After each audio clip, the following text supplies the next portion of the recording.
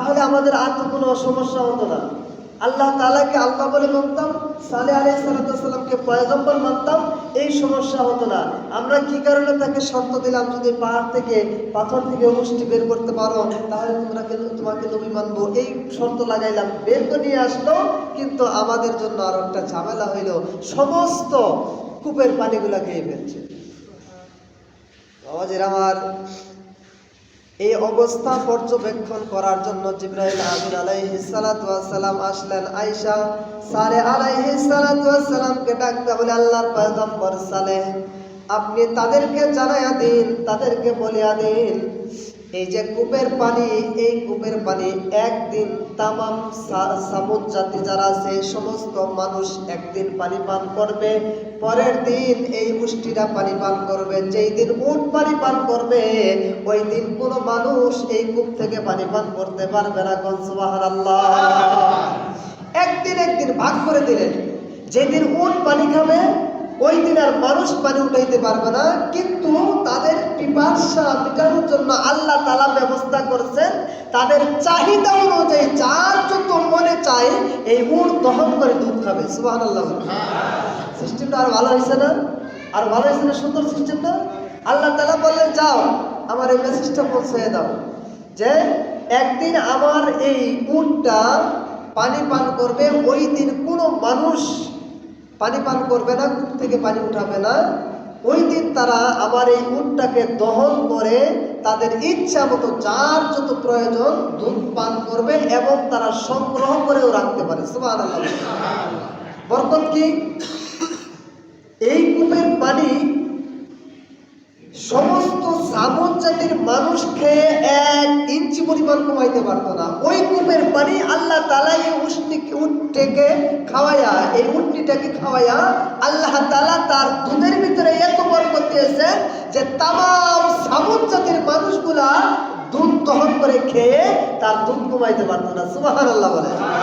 বাবাজির আমার, এবার হযরত সালেহ আলাইহিস সালাতু ওয়াস সালাম আয়েশা ডাকতে বলতেছে, ও আমার সম্প্রদায়ের লোক, ও আমার স্বজাতির লোক, তোমরা শোনো শোনো, যেই দিন এই উটটা পানি পান করবে তোমরা ওই দিন কোনো পানি উঠাইতে পারবা না, পানি খাইতে পারবা না, শুধুমাত্র উট পানি পান করবে।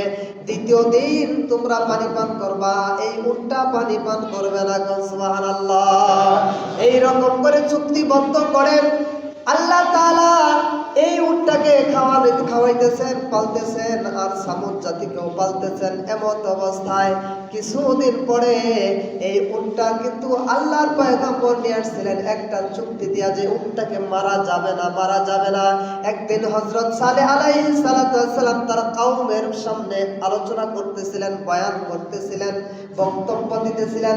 এমন অবস্থায় হঠাৎ করে সালেহ আলাইহিস সালাতু ওয়াস সালাম বয়ানের মধ্যে বললেন যে এই মাসের মধ্যে 10 জন সন্তান জন্মগ্রহণ করবে, যেই 10 জন সন্তানের কারণে এই জাতির উপরে আল্লাহর লানত আসবে।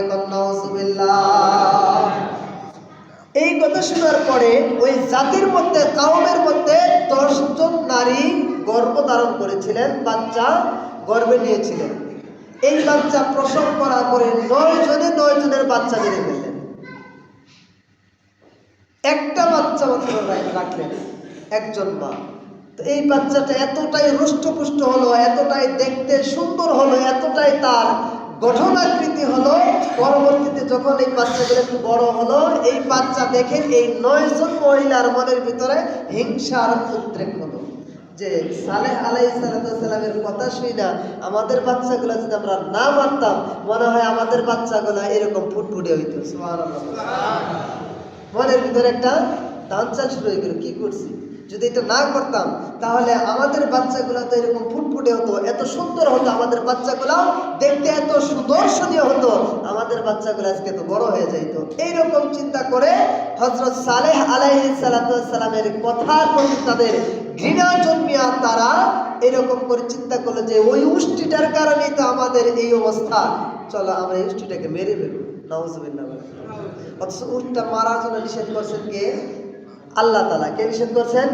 আল্লাহ তাআলা নিষেধ করছেন, যদি তোমরা উটকে মারো তাহলে তোমাদের উপরে আল্লাহ তাআলার আযাব আর গজব আসবে। সুবহানাল্লাহ। বাবাজিরা আমার, এই এই কথাই তো আল্লাহ তাআলা বলছেন, ফাকালা লাহুম রাসূলুল্লাহি নাকাতাল্লাহি ওয়া সুকিয়াহা। আল্লাহ তাআলা বলেন ফাকালা লাহুম রাসূলুল্লাহি, যখন তাদেরকে বলা হলো, রাসূল সাল্লাল্লাহু আলাইহি ওয়াসাল্লাম বললেন নাকাতাল্লাহি, আল্লাহ তাআলার পুষ্টির ব্যাপারে, ওয়া সুকিয়াহা, এই পুষ্টিটার পানি পান করার জন্য তোমরা তাকে স্বাধীনতা দিয়া দাও। সুবহানাল্লাহ। ফাকালা লাহুম, অথবা তাদের উদ্দেশ্য করে বললেন রাসূলুল্লাহ সালিহুন, আল্লাহ তাআলার রাসূল সালেহ আলাইহিস সালাতু ওয়াস সালাম নাকাতাল্লাহি, আল্লাহর পুষ্টির ব্যাপারে, ওয়া সুকিয়াহা, তাকে পানি পান করার ব্যাপারে তোমরা সাবধান হয়ে যাও, তার পানি পান করার জন্য তোমরা বাধার সৃষ্টি করো না। সুবহানাল্লাহ। তাহলে এই আয়াতি কারিমা দিয়া পয়গম্বর সালেহ আলাইহিস সালাতু ওয়াস সালামের একটা ঘটনা থেকে ইঙ্গিত করতেছেন যে পয়গম্বর সালেহ আলাইহিস সালাতু ওয়াস সালামের একটা মুজিজা ছিল, সেটা হচ্ছে একটা উটনি। আল্লাহ তাআলার পক্ষ থেকে উটনিটা আসছিল, আসার পরে বাচ্চা প্রসব করছে, তার খাদ্য হচ্ছে ওই পুরা জাতির জন্য একটাই মাত্র কূপ ছিল, এই কূপের পানি। আর এই উটের জন্য আল্লাহ তাআলা একদিন পানি বরাদ্দ করেছিলেন, মানুষের জন্য একদিন পানি বরাদ্দ করেছিলেন। এই জন্য আল্লাহ তাআলা তাদেরকে সতর্ক করে বলে দিয়েছিলেন যে এই উটনিটার পানি পান করার ব্যাপারে তোমরা সাবধান হয়ে যাও, তোমরা সাবধান হয়ে যাও, তোমরা কখনোই তার সাথে খারাপ আচরণ করবে না, তাকে মারার জন্য উদ্যত হবে না, তাকে তোমরা মারবে না। এই জন্য আল্লাহ তাআলা সাবধান করে দিয়ে বলতেছেন ফাকালা লাহুম রাসূলুল্লাহি নাকাতাল্লাহি ওয়া সুকিয়াহা। সুবহানাল্লাহ। বলেন যে পয়গম্বর সালেহ আলাইহিস সালাতু ওয়াস সালাম আল্লাহ তাআলার উটনির ব্যাপারে বললেন তোমরা তার পানি পান করার ব্যাপারে কি হয়ে যাও, সাবধান হয়ে যাও। ফাকাযাবুহু ফাকারুহু, আল্লাহ তাআলা এই আয়াতে কারিমার ভিতরে বললেন ফাকাযাবুহু, তারা কি করলো, রাসূলকে মিথ্যা রূপ করলো, রাসূলকে মিথ্যা বলল। যে হযরত সালেহ আলাইহিস সালাতু ওয়াস সালাম যা কিছু বলতেছে এটা কোনো সত্যতা নাই, এটার কোনো সত্যতা নাই, এটা সে মিথ্যা কথা বলতেছে, তার মন থেকে বানায়া বানায়া বলতেছে। এইরকম চিন্তাধারা তারা শুরু করে দিল এবং এই উটনিটাকে মারার জন্য তারা ষড়যন্ত্র শুরু করে দিল। নাউযুবিল্লাহ। এই উটনিটাকে মারার জন্য তারা কি করলো, ষড়যন্ত্র করলে। এক পর্যায়ে ঘটনা সংক্ষিপ্ত করে শেষ করে দিচ্ছি যে এক পর্যায়ে এই উটনিটাকে তারা মেরে ফেলল। মেরে ফেলার পরে অনেক বড় আলোচনা, তাফসীরের ভিতরে অনেক বড় লম্বা কথা আসছে যে এক পর্যায়ে এই উটনিটাকে মেরে ফেলল। মেরে ফেলার সাথে সাথে পয়গম্বর সালেহ আলাইহিস সালাতু ওয়াস সালাম তার কওমের কাছে মেসেজ দিলেন আল্লাহ তাআলা তোমাদের জন্য আযাব নির্ধারণ করে দিয়েছেন। নাউযুবিল্লাহ। কেন? আল্লাহ তাআলার আদেশ অমান্য করেছেন। কি করেছেন? কি করেছেন? আদেশ অমান্য করেছেন। কয়টা? কয়টা? জোরে বলেন কয়টা? একটা আদেশ অমান্য করেছেন। সেটা কি? আল্লাহ তাআলা বলছেন যে উটনিটা তোমরা মারবা না। এই আদেশ অমান্য করার কারণে আল্লাহ তাআলা তাদের উপরে আযাব দিয়েছেন। এই মেসেজ পয়গম্বর সালেহ আলাইহিস সালাতু ওয়াস সালাম তার কওমের কাছে দিলেন। দেখেন কেমন মানুষ, কেমন কওম, তারা আবার পাল্টা প্রশ্ন করলো আল্লাহর পয়গম্বর সালেহ, আমাদের যে আযাব দিবে এর কি পূর্ব নিদর্শন আছে নাকি? নাউযুবিল্লাহ বলবেন না। যারা আসলে ঠেটা হয়, যারা অতিরিক্ত বেশি বোঝে, তাদের প্রশ্নগুলো এমনটাই হয়, হয় না?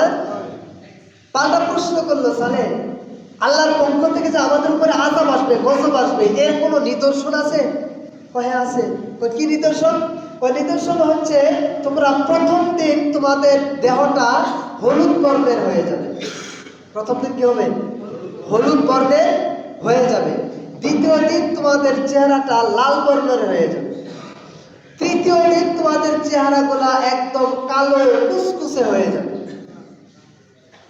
এটা হচ্ছে তোমাদের আযাবের পূর্ব নিদর্শন। তো সালেহ আলাইহিস সালাতু ওয়াস সালামকে আল্লাহ তাআলা অর্ডার করলেন তুমি তোমার যে কয়েকজন অনুসারী আছে, তোমার যে কয়েকজন উম্মত আছে যারা আমি আল্লাহ তাআলাকে মেনেছে, তোমার দেখানো রাস্তায় চলেছে, তোমার মত মেনেছে, তোমার পথ মেনেছে, তাদেরকে নিয়ে তুমি চলে যাও অন্যত্র, আমি আল্লাহ তাআলা এই সামুদ জাতির উপরে আমার গজব নাযিল করব, তুমি চলে যাও। এই জন্য বাবাজিরা যেই জায়গার ভিতরে অন্যায় অত্যাচার হয়, জুলুম হয়, ওখান থেকে সরে যাওয়া ভালো। কেননা ওই জায়গার মধ্যে আল্লাহ তাআলার গজব নাযিল হয়, ওই জায়গার মধ্যে আল্লাহ তাআলার গজব নাযিল হয়। এই জন্যে যেই জায়গার মধ্যে দেখবেন যে প্রকাশ্যে গুনাহ হচ্ছে, প্রকাশ্যে যেই জায়গার মধ্যে অন্যায় হচ্ছে, অত্যাচার হচ্ছে, নির্যাতন হচ্ছে, নিপীড়ন হচ্ছে, বুঝবেন ওই জায়গার মধ্যে আল্লাহ তাআলার গজব আসবে। ওখান থেকে আপনাকে সতর্ক হওয়া ভালো, ওখান থেকে সরিয়ে যাওয়া ভালো। কথা বলেন ঠিক কিনা?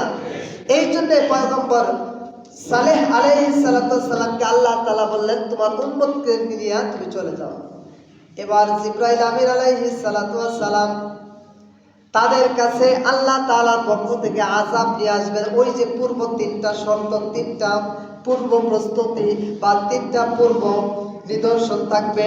এই নিদর্শন অনুযায়ী একদিন প্রথম দিন হঠাৎ করে দেখে ওই জাতির যত মানুষ আছে সমস্ত মানুষের এই দেহের রংগুলা হলুদ বর্ণের হয়ে গেছে। এমন অবস্থায় মানুষগুলো একটু চিন্তিত হয়ে গেলেন। সালেহ আলাইহিস সালাম তো ঠিক কথাই বলেছিল, আজকে আমার চেহারা তোমার চেহারা সমস্ত সামুদ জাতির চেহারা দেখা যাচ্ছে হলুদ বর্ণের হয়ে গেছে।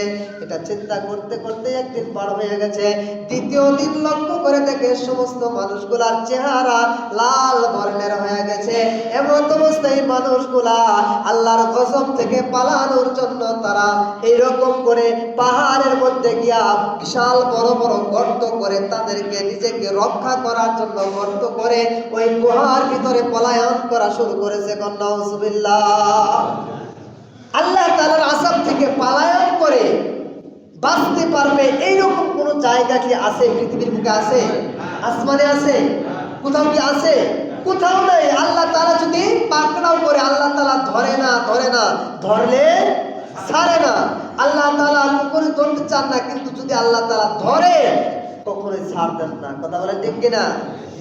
এই জন্য আমাদেরকে সতর্ক হওয়া দরকার। দেখেন একটা মাত্র হুকুম অমান্য করার কারণে জাতির উপরে আল্লাহ তাআলা কি করতেছেন? গজব দিচ্ছেন। কি গজব? দ্বিতীয় দিন যখন তাদের চেহারাটা লাল হয়ে গেছে, তারা তাদের নিজেদেরকে সেভ করার জন্য, রক্ষা করার জন্য পাহাড়ের মধ্যে গর্ত করে করে তারা লুকাইলেন। তৃতীয় দিন লক্ষ্য করে দেখে প্রত্যেকের চেহারা কালো বর্ণ হয়ে গেছে।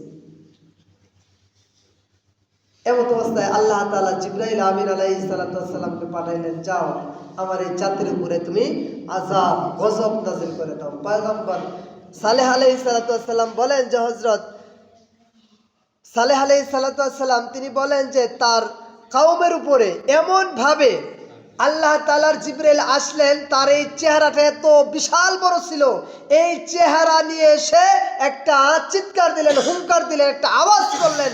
এই আওয়াজের সাথে সাথে সমস্ত মানুষগুলার কলিজা ফেটে সমস্ত মানুষগুলা যেই জায়গার মধ্যে পলায়ন করেছিলেন ওই জায়গার মধ্যে তারা মারা গেলেন। নাউজুবিল্লাহ। বুঝতে পারছে? পাহাড়ের ভিতরে গিয়া গুহা বানাইয়া, গর্ত বানাইয়া নিজেকে সেভ করার জন্য, আল্লাহ তাআলার গজব থেকে বাঁচার জন্য তারা চেষ্টা করেছিল, পারে নাই। আমরাও যারা চেষ্টা করার জন্য চিন্তাধারা করি যে আল্লাহ তাআলা গজব দিবে, এখান থেকে সরে যাবো, বাঁচা যাবো, যদি আল্লাহ তাআলা গজব দেয় বাঁচা যাবো? পয়গম্বর সালের কওম একটা মাত্র হুকুম অমান্য করার কারণে আল্লাহ তাআলার গজব তাদের উপরে নিপতিত হয়েছিল। অথচ আমরা উম্মতি মুহাম্মাদি প্রতিদিন 5 ওয়াক্ত নামাজ আল্লাহ তাআলার পক্ষ থেকে ফরজ, এই 5টা হুকুম প্রতিদিন আমরা অমান্য করতেছি। কথা বলেন ঠিক কিনা? করতেছি কি করতেছি না? করতেছি না? যে 5 ওয়াক্ত নামাজ আল্লাহ তাআলা আমাদের উপরে ফরজ করেছেন, অথচ এই 5 ওয়াক্ত নামাজ আমরা দিনে 5 বার 5টা অর্ডার, 5টা হুকুম আল্লাহ তাআলার এই যে অমান্য করতেছি।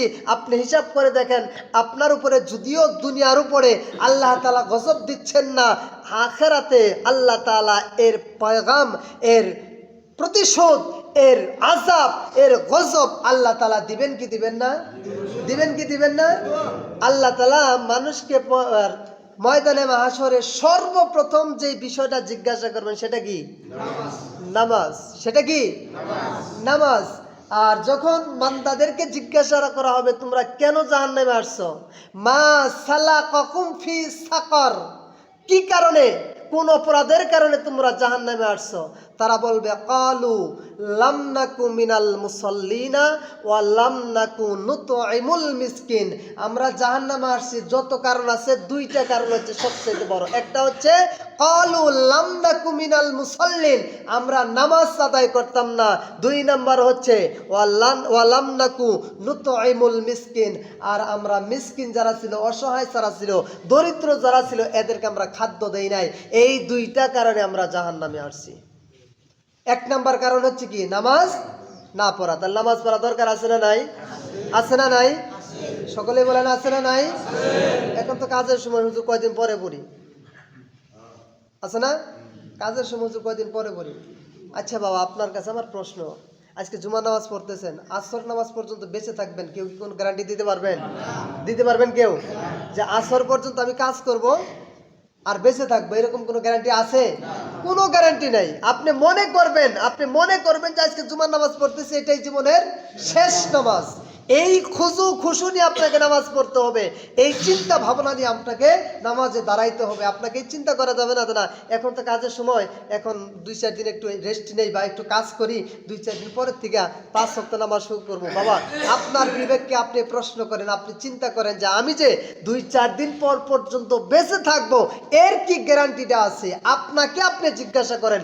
আপনার দিন যদি সায় দেয় যে হ্যাঁ আমি 1 সপ্তাহ পর্যন্ত বেঁচে থাকবো, তাহলে আপনি 1 সপ্তাহ পর থেকে নামাজ আদায় করেন, কোনো আপত্তি নাই, কোনো সমস্যা নাই। কিন্তু আপনার দিন যদি এটা সায় না দেয়, আপনার দিন যদি বলেন না তুই যে জুমার নামাজ আদায় করলি, আসর পড়বি কিনা এর কোনো গ্যারান্টি নাই, শ্বাস ভিতরে ঢুকাইছস, এই শ্বাস বের করতে পারবি কিনা এর কোনো গ্যারান্টি নাই, যদি এই চিন্তা আপনার মগজ, আপনার দিমাগ, আপনার চিন্তা বলে, তাহলে আপনাকে জুমার নামাজ থেকেই নিয়ত করতে হবে 5 ওয়াক্ত নামাজ আদায় করবো ইনশাআল্লাহ।